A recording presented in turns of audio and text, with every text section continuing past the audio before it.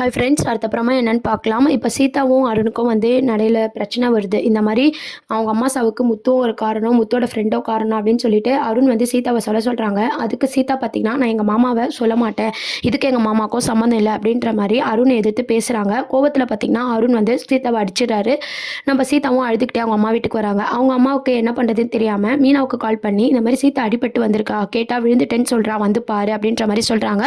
மீனாவும் பார்த்தீங்கன்னா சீதா வந்து பார்க்குறாங்க, என்னடி ஆச்சு அப்படின்னு சொல்லி கேட்கும்போது எவ்வளவோ சமாளிக்கிறாங்க சீதா. இருந்தாலும் மீனா கரெக்டாக கண்டுபிடிச்சிடறாங்க. இது நீ விழுந்த மாதிரி இல்லை, அருண் அடிச்சாரா அப்படின்ற மாதிரி கரெக்டாக கெஸ் பண்ணிடுறாங்க. வேறு வழி இல்லாமல் நம்ம சீதாவும் பார்த்தீங்கன்னா உண்மையை எல்லாத்தையும் சொல்லி அழுகுறாங்க. மாமா மேலே சொல்ல சொன்னார், என்னால் எப்படி மாமாவை சொல்ல முடியும், புரிஞ்சிக்கவே மாட்டாருக்கா அப்படின்னு சொல்லி நம்ம சீதா ரொம்ப எமோஷ்னலாக பேசி அழுதுட்டுருக்காங்க.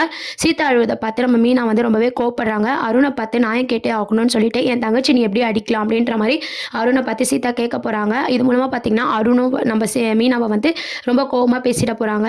இந்த மாதிரி முத்து மேலே இருக்கிற கோவத்தை மீனா மேலே காட்ட போகிறாரு. இந்த விஷயம் முத்துக்கு தெரிஞ்சு மறுபடியும் அருணுக்கும் முத்துக்கும் இடையே வந்து பிரச்சனை வரப்போகுது. இதெல்லாம் வந்து அடுத்த பிரமவாக இருக்குது. அது மட்டும் இல்லாமல் ரோகிணி மனோஜோட கேஸும் வந்து வருது.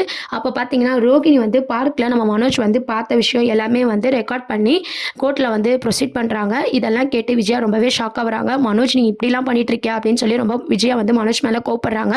நம்ம ரோகிணி சொல்கிறது தான் வந்து பார்த்தீங்கன்னா அங்கே வந்து கோர்ட்லேயும் வந்து ரோகிணிக்கு சாதகமாக வந்து தீர்ப்பையும் தள்ளி வைக்கிறாங்க. இதெல்லாம் தான் அடுத்த ப்ரோமோவாக இருக்குது. என்ன ஆக பற்றி சொல்லி வெயிட் பண்ணி பார்ப்போம். தேங்க்ஸ் ஃபார் வாட்சிங்.